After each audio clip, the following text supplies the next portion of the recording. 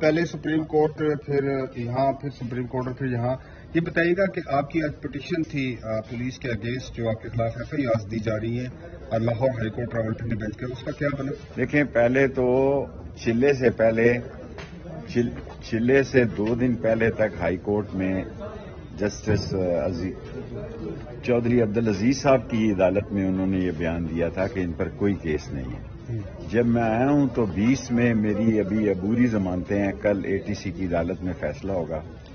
آج چودھری عبدالعزیز صاحب نے یہ فیصلہ دیا ہے کہ جتنے نام ان کے ضمنیوں میں جہاں جہاں ڈالے گئے ہیں اس کی لسٹ جو ہے وہ 15 دنوں کے اندر اندر پیش کی جائے۔ کم از کم اس میں مجھے یہ سہولت آج بڑی ملی ہے کہ مجھے پتہ لگ جائے گا کہ مجھے کہاں کہاں چلے کے دوران اور کس کس کیس میں ڈالا گیا ہے، کیونکہ میں نے موج کو دیکھا ہی نہیں جس میں مجھے کل بتایا گیا کہ میں دہشت گردی میں بھی مطلوب ہوں۔ جو شخص پیدائش سے لے کے اس عمر تک کسی شہر میں بھی نہیں گیا اس پر بھی آپ دہشت گردی کا مقدمہ کریں گے تو یہ افسوسناک بات ہے۔ شیخ صاحب ابھی اسٹیٹس کیا ہے؟ آپ تو دہشت گردی کی جو دفعات کے تحت مقدمات ہیں ان پہ عبوری ضمانت پر ہیں۔ کل پتہ لگ جائے گا جی، بنیادی ضمانتیں تو راولپنڈی شہر کی ہیں، اس میں کیا فیصلہ آتا ہے اے ٹی سی کی عدالت میں، اور باقی جو کہہ رہے تھے ووٹ کو عزت دو وہ بھی بلاول نے انوکھا لاڈلا سے چھین لیا ہے۔ شیخ صاحب اور یہ روز کہتے تھے ووٹ کو عزت دو، کل ایبٹ آباد میں اس نے بھی کہہ دیا کہ مجھے بھی عزت دو اور ووٹ بھی مجھے دو۔ شیخ صاحب آپ نے کہا کہ آپ خاموش ہیں یا میاں نواز شریف تو آپ بولنا شروع ہو گئے۔ بس میں بھی اب آہستہ آہستہ بولنا شروع ہو گیا ہوں۔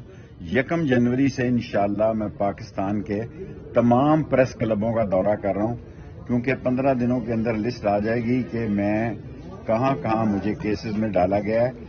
اب پریس کلب میرے ضمانتی جو ہے وہ دیں گے، کیونکہ میں نے ساری زندگی میڈیا کے ساتھ گزاری ہے، سو اب میں اسی پریس کلب میں جاؤں گا جہاں میرے پہ کیس ہوگا اور جہاں وہ ضمانتی کا انتظام ہے۔ آپ کے اگینسٹ اپوننٹ کا کہنا ہے، چھوڑو جی اپوننٹ، وہ کہہ رہے ہیں کہ آپ کو الیکشن میں کنٹیسٹ نہیں کرنے دیں گے، ایسی صورت یہ اللہ کا فیصلہ ہے کون کنٹیسٹ کرتا ہے کون نہیں کرتا۔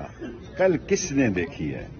ایک دم آتا ہے دوسرا دم نہ آئے، یہ اللہ کا فیصلہ ہے۔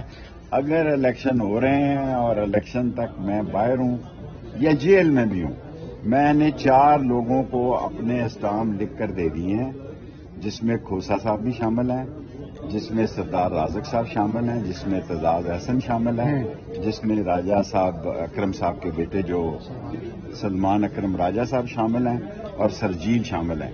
5 آدمیوں کو میں نے اسٹامپ لکھ کر دے دیے ہیں، وکالت نامے میں دستخط کر دیے ہیں کہ اگر میں جیل جانے جاتا ہوں، اگر جیل سے مجھے الیکشن لڑنا پڑتا ہے تو وہ میرے اٹارنی ہوں۔